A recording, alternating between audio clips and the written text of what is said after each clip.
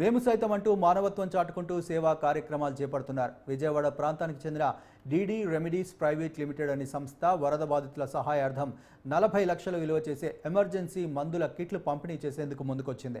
మందులతో కూడిన మెడికల్ వ్యాన్ను శనివారం జనసేన పార్టీ కేంద్ర కార్యాలయం వద్ద ఎమ్మెల్సీ హరిప్రసాద్ జెండా ఊపి ప్రారంభించారు. విజయవాడలోని వైద్య శిబిరాల్లో ఈ కిట్లను అందుబాటులో ఉంచనున్నట్లు డీడీ రెమెడీస్ సంస్థ ప్రతినిధి వెల్లడించారు.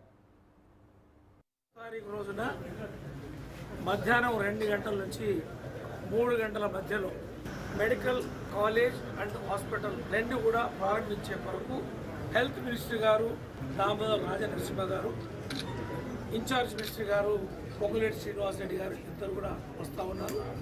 కాబట్టి ఆ యొక్క సమయానికి పూర్తి స్థాయిలో కాలేజ్ కానీ హాస్పిటల్ కానీ వాటి యొక్క సామర్థ్యం ప్రకారం అన్నీ ఉన్నాయా లేదా అనేది కలెక్టర్ గారు మేము వచ్చి అన్నీ కూడా ఏదైతే పరిశీలించాం అన్నీ కూడా సవ్యంగా జరుగుతూ ఉన్నాయి. షెడ్యూల్ ప్రకారం ఆ రోజు ప్రారంభించే నాటికి కాలేజీ కానీ హాస్పిటల్స్లో కావలసినవి అన్నీ కూడా పూర్తి స్థాయిలో అన్నీ కూడా వసతులు ఏర్పాటు చేసి ఈ యొక్క కార్యక్రమాన్ని ప్రారంభించడానికి అన్నీ కూడా ఆ యొక్క అధికారులకి మిగిలిన పనులు చేసే కొరకు అన్నీ కూడా వారికి ఇన్స్ట్రక్షన్స్ ఇవ్వడం జరిగింది. పూర్తి స్థాయిలో అన్నీ కూడా విజయవంతం జరుగుతాయని చెప్పి ఈ సందర్భంగా తెలియజేస్తాం. యాదాద్రి భువనగిరి జిల్లా